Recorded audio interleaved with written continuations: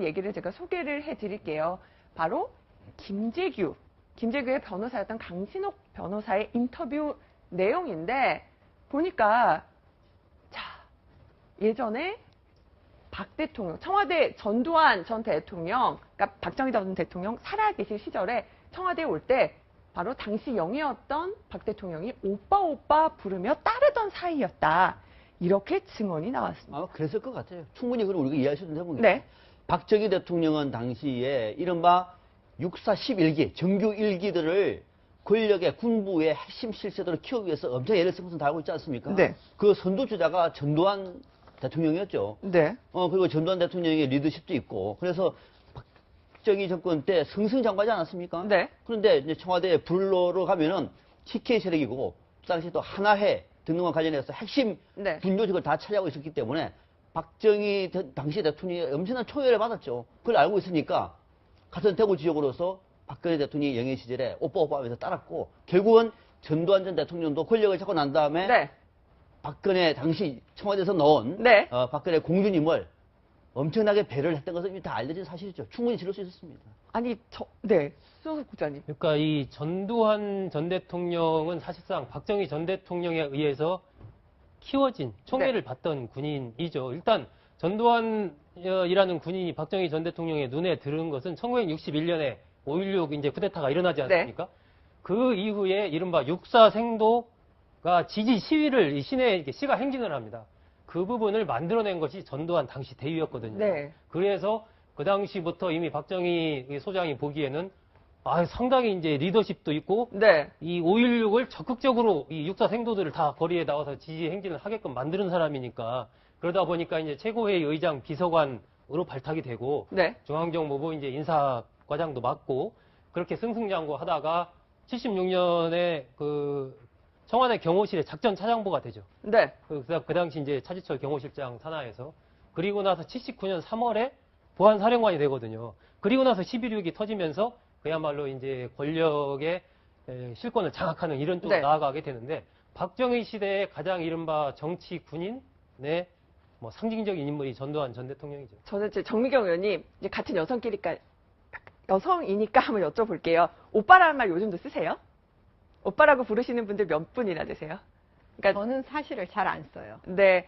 오빠라고 부른다는 정도는 정말 좀 가깝다는 얘기가 아닐지. 예, 그건 이제 보통 이제 여성들이 또 성향이 다 틀리니까 그러는데 저는 개인적으로는 잘 안 쓰는 단어예요. 그래서 한번 제가 여쭤보는데 결국은 나중에도 김재규 중앙정보부장 사형 당하고 이후에 보면은요 최태민 씨 계속 뭔가 처단해야 된다 이런 주장을 해왔다고 하는데 신군부 들어서서 전두환 정권에서도 박 대통령 요청을 막 받았다. 그래서 결국은 최태민 씨가 사실상 풀려날 수 있었다. 지금 이런 증언이거든요. 그러니까 핵심은 그거 같아요. 그 최태민 씨에 대해서 계속 빨간 등이 계속 켜졌어요. 우리 역사를 보면.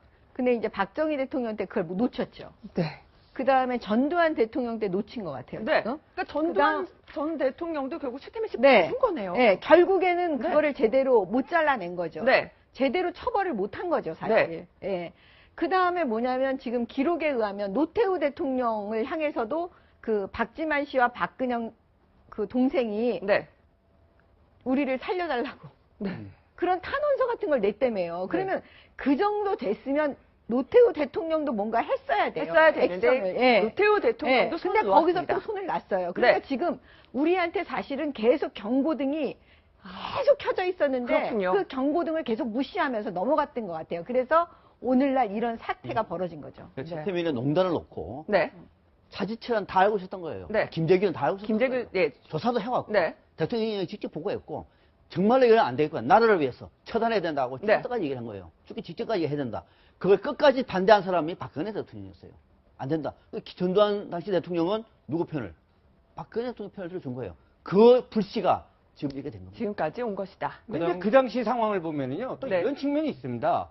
그 당시 이제 그 최태민 씨를 잠시 이제 강원도로 뭐 유배인지 뭐 보내게 된 거는 그 당시 이제 청와대 비서실에 있던 분이 이제 전두환 당시 이제 실세를 만나갖고 이런 최태민이 있으니까 이걸 좀 처벌해야 된다라고 얘기를 해서 그 당시 신군부가 또 최태민을 조사를 합니다. 네. 근데 이제 문제가 뭐냐면 최태민이가 끌려갔을 때 뭐라고 얘기하냐면 모든 죄를 박근혜 대통령한테 미루는 거예요. 아, 최태민 씨가요? 네. 그러니까 뭐 난 시켜서 했다. 아. 그랬을 경우에 이제 신군부는 어떤 생각을 하게 되냐면 이거를 조사를 공식적으로 재판을 보내면은 이것도 이제 박근혜 당시 영예에 대한 그 문제, 연루된 비리 같은 게 터질 거다. 이건 굉장히 부담스럽다 본 거예요. 그러니까 그 당시에 지금 다 말씀하신 것처럼 전두환 당시 장군이 바로 박정희 대통령의 그 후원 아래서 성장을 했고 그 자리까지 왔는데 그렇다 그래서 또 무조건 그 당시 유신과의 관계를 강조하기도 어려운 입장에 있었고 이런 속에 있었거든요. 그래서 한 달 정도 이제 강원도를 이제 추방하는 걸로 끝낸 거예요. 그런데 이제 그 당시에 또 와서 들리는 얘기에 의하면은 박근혜 영예가 찾아와서 진짜 여기서 오빠라고까지 부르는 관계였다가 와서 아니 최 목사는 아무 죄 없다. 뭐 그냥 나를 따르는 사람이고 나를 모신 사람이다라고 하니까 이거 괜히 이거 뭐 아까도 말씀드렸지만 재판에 올리고 그러면 이게 또 많잖아요. 또 다 드러나니까. 이제 그냥 그리고 심한 게 6억 줬다고 하지 않습니까? 6억 주니까 이거 갖고 이렇게 좀 있으라. 그리고 이제 풀어준 걸로 알고 있습니다. 참 전두환 전 대통령과 박근혜 대통령 인연에 대해서도 얘기 나오는데 조금 전 얘기하신 것처럼 전두환 전 대통령이 박 대통령에게 건넨 6억 원은 지난 대선에서도 논란거리였습니다. 당시 이 토론 장면 기억하십니까? 잠시 보시겠습니다. 새누리당이 이정희 방지법을 발의했습니다. 이런 것이 박정희 스타일, 유신 스타일 아니면 무엇입니까? 청담동 앨리스라는 드라마가 있죠. 여주인공 남자친구가 아름다운 서울의 야경을 배경으로 이런 말을 합니다. 이 많은 아파트 중에서 내가 살 수 있는 집은 없다. 그때 6억 원 받으셨으니까 돈 있을 때잖아요. 왜 세금까지 그때 안 내시고 보는 돈으로 한 푼도 부담 안 하셨어요? 그러니까 오늘도 지난번과 똑같이 그 룰을 갖다 계속 어기시면서 얘기하시는데 이런 식으로 토론이 흘러서는 안 되고. 네, 당시 통합진보당의 이정희 대선 후보는 계속 그 전두환 전 대통령 6억 원 관련해서 뭐 세금 제대로 냈냐 계속 이렇게 물어봅니다. 근데 박 대통령 거기에 대해서 답은 안 하고 룰을 어기지 말라.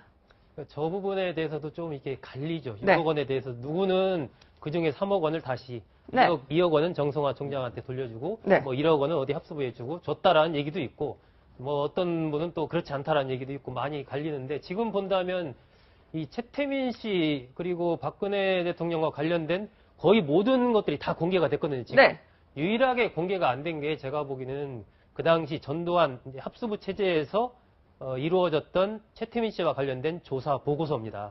그것은 이른바 도아무개 검사가 그 당시 수사를 했고 그걸 지휘했던 사람이 보안사 그 대공처장 했던 이학봉 처장이 지휘를 한 것으로 알려져 있는데 그때의 자료는 지금 어디도 공개가 안 돼 있어요. 그렇군요. 예, 지난번에도 일부 이제 기자들이 그 도검사를 만나서 인터뷰한 것도 나오는데 도검사는 거기에 대해서 아무 할 말이 없다라고 그냥 그런 것만 나오던데 그 부분이 공개가 된다면 그 당시 상황에 대해서 조금 더 구체적인 걸 알 수 있지 않을까? 알 수 있는 단초가 될 것이다. 듭니다. 그리고 저 6억 원과 관련해서는 뭐 여러 가지 소문이 있지만 일단 저 6억 원이 현재 최순실 씨 일가의 이런 부를 일군 바탕이 됐다. 그런 지금 얘기도 있지 않습니까?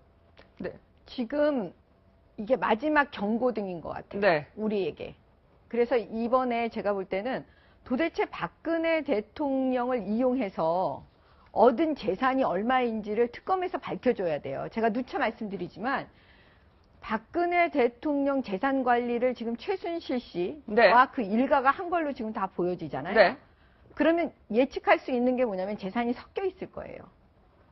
그래서 아마 박근혜 대통령은 최순실 씨로부터 여러 가지 지원을 받을 때 그게 내 돈이라고 생각했을 거예요. 지원 받는다 이런 생각을 아마 안 했을 것 같아요. 그러면 우리가 지금 그 최 씨 일가 재산에 대해서 온 국민이 관심이 있다니까요. 정치인들은 관심이 없어요. 제가 보니까. 지금 보면 법들은요. 지금 최순실 일가 지금 재산 환수법 해가지고 법들은 지금 아니 근데 그 법은 그 법 자체로 헌법 위반일 수가 있어요. 왜냐하면은 그 법으로 어떤 사인의 재산을 막 뺏을 수는 없잖아요. 그건 안 되는 거예요. 위헌 판결 받기가 너무나 농후합니다. 제가 말씀드리는 거는 특검에서 도대체 어떤 재산을 어떤 식으로 했는지, 그 다음에 불명확하게 소명하지 못하는 재산은 다 국고로 환수할 수 있도록 특검에서 해주지 않으면 못해요. 우리는 이 시기를 또 놓쳐요. 그래서 제가 볼 때는 확실하게 그들이 입증하지 못하는 그 재산은 다 우리 돈이라니까요. 우리 국민들 세금이잖아요. 그럼 저 6억 원도 해당이 될 수 있겠네요. 예, 그러니까 저는 그 돈 뺏어야 된다고 생각해요. 근데 그걸 특검에서 밝혀줘야 돼요. 왜냐? 이거는 박근혜 대통령의 재산이고 이 부분은 박근혜 대통령을 이용해서 얻은 재산이고 이거는 당신들이 조금씩 기여한 재산이고 이거 다 나눠줘야 되잖아요. 그렇죠. 예, 그렇게 밝히지 않으면 어떻게 재산을 국고에 환수할 수 있겠습니까? 그러니까 반드시 특검에서 이거 해야 돼요. 만약에 이 특검에서 이거 밝혀주지 않으면 제가 볼 때는 정말 국민들이 다시 또 광장으로 나갈 수가 있어요. 특검 위에 다시 특검을 해라. 예, 이거 지금 마지막 경고등이에요. 그래서 저는 정말 다시 한번 우리 이 프로를 통해서 말씀드리는데 특검에서 반드시 최 씨 일가 재산 분명하게 소명해 주세요. 그래서 국고로 환수해 주세요. 야당에서 추천한 지금 조승식, 박영수 이 두 분 중에서 어떤 분을 박 대통령이 선택할지 모르겠지만 아마도 그 정미경 의원께서 얘기한 거 지금 귀담아 듣고 계실 거라는 생각이 듭니다. 그 얘기를 저희가 또 특검 얘기할 때 한번 짚어보도록 하고요. 오늘요, 새로운 소식이 또 공개되기도 했어요. 입시제도 얘기 잠깐 해보겠습니다. 박근혜 대통령, 박근혜 어린 시절로 한번 돌아가 볼게요. 자, 대통령 아버지를 둬서 이런 입시제도가 바뀌었을까요? 하나하나 짚어보도록 하겠습니다. 자, 제 뒤에 얘기를 해볼 텐데요. 자, 박상명 박사님. 보니까요, 박 대통령이 1964년에 중학교 입학을 했습니다. 그런데 63년 말에 이제 시험을 보는데 보니까요 제도가요 앞에서는 전부 전과목으로 시험을 봤는데 박근혜 어린이가 정말 중학교 시험 볼 때만 딱 2과목만 시험을 봤답니다. 왜 그랬을까요? 이거는 당시에 교육부가 교육 정책을 이렇게 펴놓았는데 그때는 사실 큰 문제가 안 됐습니다만 지금 생각해 보면은 당시에 박정희 정권 때 말 그대로 군부 정권이 이제 큰 강압적인 힘으로 통치하던 시대 아닙니까? 교육부가 맞춰서 박근혜 대통령이라든지 또는 그 동생 박지만 등등을 위해서 교육 정책을 이렇게 바꾸는 것 아니냐라고 얘기가 많았어요. 그러다 보니까는 박근혜 대통령 같은 경우에는 아무래도 청와대에서 뭐 공부할 시간이나 이런 것들이 많지가 않았겠죠. 그러니까 좀 더 유리한 게 뭘까? 국어 산수 두 과목만 해가지고 시험 볼 수 있게 하면 훨씬 더 유리하지 않겠느냐라고 판단할 수가 있는데, 근데 그거는 사실 예전 뭐 지금 우리가 하는 얘기고 정말로 그것이 작용돼가지고 교육부가 정책을 저렇게 했나 입시제도를 그건 사실 아직은 좀 단정하기가 쉽지 않습니다. 그러니까 인과관계를 좀 따져보기는 어렵죠. 여러 가지 뭐 최근에 정유라 씨 뭐 입학 특혜나 여러 가지 논란이 불거지는 가운데 살펴보니 이러네라고 지금 한번 의문을 가져보는 건데요. 황 의원님 보면은. 그러니까 딱 한 해만 국어산수 2과목 평가하고 다시 다음 해에는 전과목 평가로 돌아가고요. 이 시제도가 이렇게 한 번 시작되면 사실은 쭉 가는 거잖아요. 아니, 그러니까 이제 이렇게 지금 말씀하신 것처럼요.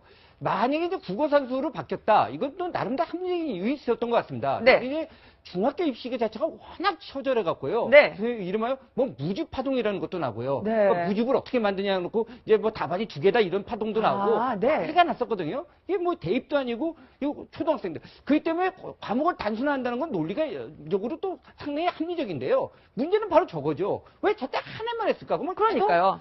입시보다 벌어지면 계속 해야죠. 바로 이런 논란이 되니까 지금 와서 하는데 지금 뭐 이거 인간관계는 뭐 당시에 진짜 당시에 문교부라고 했을 겁니다. 아마 문교부에서 관계자 아니면은 정확하게 지금 인간관계를 단정적으로 말씀드리기 힘든 것 같습니다.